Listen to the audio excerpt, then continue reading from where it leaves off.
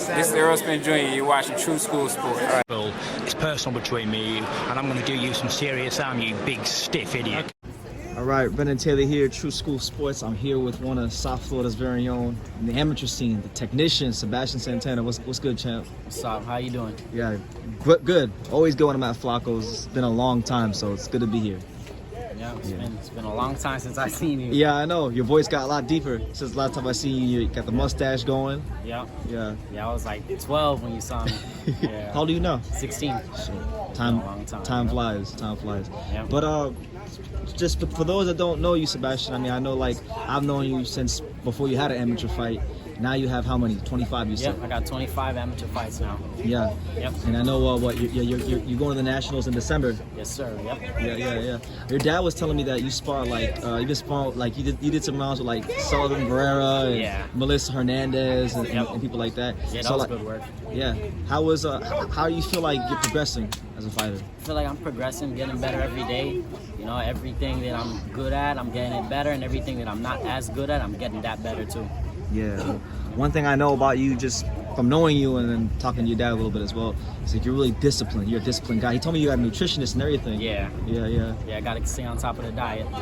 Yeah, it seems like you're really starting to take boxing even more serious. Yep. Yeah. Yeah, the commitment it's got to be there. You know, great goal. You got to have great effort, great discipline. Yeah.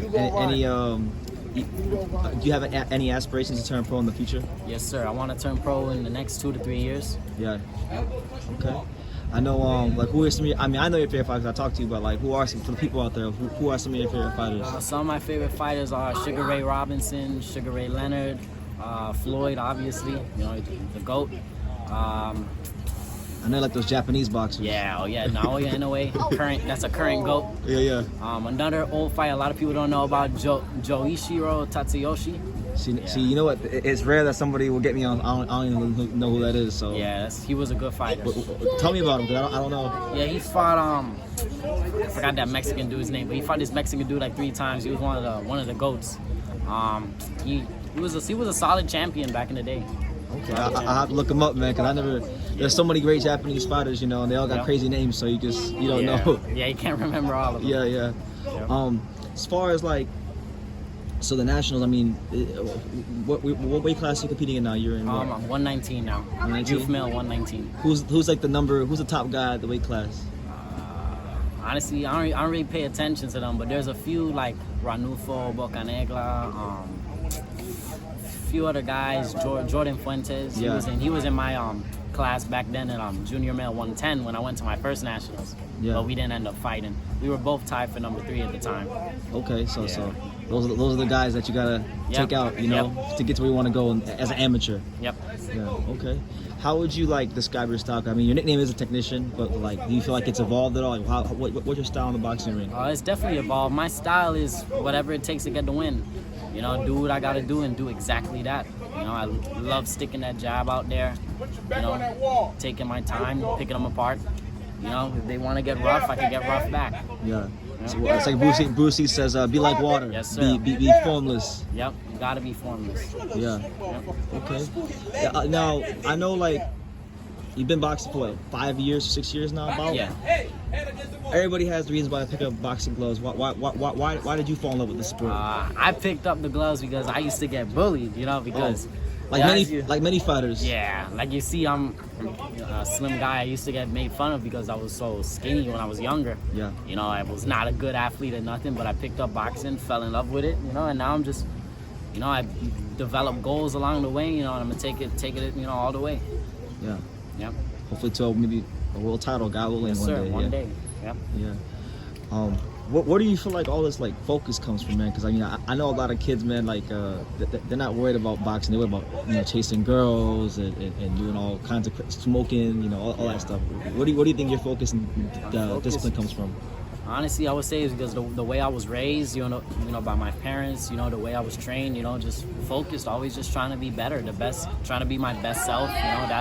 That's what I've been told, always to do, and that's what I want. That's what I'm doing. That's what I'm working for. To be my very best. Okay. I know you know a lot about boxing, so I gotta pick your brain about some fights. I'm gonna ask you about one that I would never normally ask you because they don't watch. But I know you probably know these guys. What do you think about Hirota Kawaguchi and Kenshiro? You know that fight? Oh yeah, I heard about that. Yeah. I don't know. I think Taguchi should get him. You think? Yeah, you think so? Kawaguchi gonna get him? Yep. Why? Honestly, I can't pick a reason why. I just go with my gut. yeah. I think he's just the better fighter. Yeah. Yeah, I think he's the better fighter. Because Kenshiro got knocked out like last year, so, and then he eventually lost. So now he's champion again. Yeah, but then that's also a strong dude right there. To come back and win. After that shows character. So it's gonna be a good fight. It's gonna be a good fight. Yeah, it's gonna be a swift fight in Japan because I think like 2 or 3 of the belts are on the line. Yeah, it's gonna be a good fight, good unification fight. Okay. I know Inoue, he's fighting Paul Butler. He should win that fight. Yeah. But like, what do you think about if Inoue would have moved to 122 and fight Stephen Fulton? What do you think about that fight? That's a hard fight to pick, to be honest. But I'm going with Inoue. I just feel like he has more character than Fulton. I feel like Fulton, is just a slick fighter, but I feel like Inoue got that character. He's got that extra bit of like just me dog in him. You feel like? Yep. That resolve. Yeah, resolve. Yep. That's a good word. Resolve. Yeah. Firm resolve. Yeah. Because I talked to Fulton. Fulton was like, Fulton thinks he can, obviously he thinks he's gonna wash him because the fighters be confident in himself. Yep. Yeah, confidence is key. Yeah. But Inoue gets him. Yeah. You think Inoue will be more dangerous at 122 because he'll fill out? Definitely. Yeah. I feel like at 122 that we'll really see even more of his true power. Yeah. Yep. Yeah, because a lot of people feel like, at some point, when you keep moving up, there's got to be a cap somewhere. So people are asking, what exactly is the monster stealing? Yeah, 122 should be a ceiling. I don't see him any bigger than that. You don't think he'll go to 126? It's hard to say. Hard. You don't know until they step in the ring. Yeah, you never know. Okay. What about if it ever happens? Crawford Spence.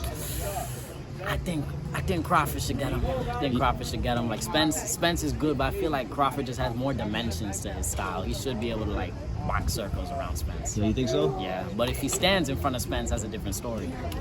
I think he's gonna stand in front of Spence and try to beat him at his own game. Yeah, that would be foolish. I don't recommend that. Why? Because Earl Spence be breaking the eye sockets and orbital bones. Yeah, Spence. I feel like Spence definitely has more strength, and he's also been at that weight for so many years. And Crawford been jumping up. So I feel like just boxing him, doing exactly what he has to do is the smartest choice. Okay. Is there any fighters you like that you look at in the pros? You say one day, I want to fight that guy. Not really. It all depends. You never know. Timing, right? Yeah. Timing. Some people might have early retirements, injuries. It's hard to say, but yeah. It depends also what weight I end up being in the pros too. Yeah, that's true. Yeah, because I'm still growing. That's true, man. Because when I saw you, you were a lot more frail. Yeah. Now you're filling out, and the back is looking wider. So. Yes, sir. Yeah. All right, Sebastian. Well, I don't want to hold you up much longer, but is there any final message you want to give to the box world about what you have going on, in the amateurs, just moving forward? Well, stay tuned, keep watching, I promise you guys you're going to see greatness. I'm going to keep working to give the best fights I can. Just keep your eyes open and watch out for me. Yeah, and watch out in the comment section too, because when I go live, he'll be in the comment section sometimes. So. Yeah, I'll be in the comment section. This is Sebastian Santana. Thank you for talking to True School Sports. Thank you. Just like Mayweather's uncles would say, a lot of people don't know shit about boxing. You do. You've done it. Thank you. You about the only smart guy that I know, bro. Nobody knows shit about boxing. I appreciate it, man. I want to say, man, make sure to follow True School Sports, always covering boxing at the highest level, man, and make sure to subscribe to his YouTube channel. Follow him on Instagram at Just a Kid from Danny as well. He the plug.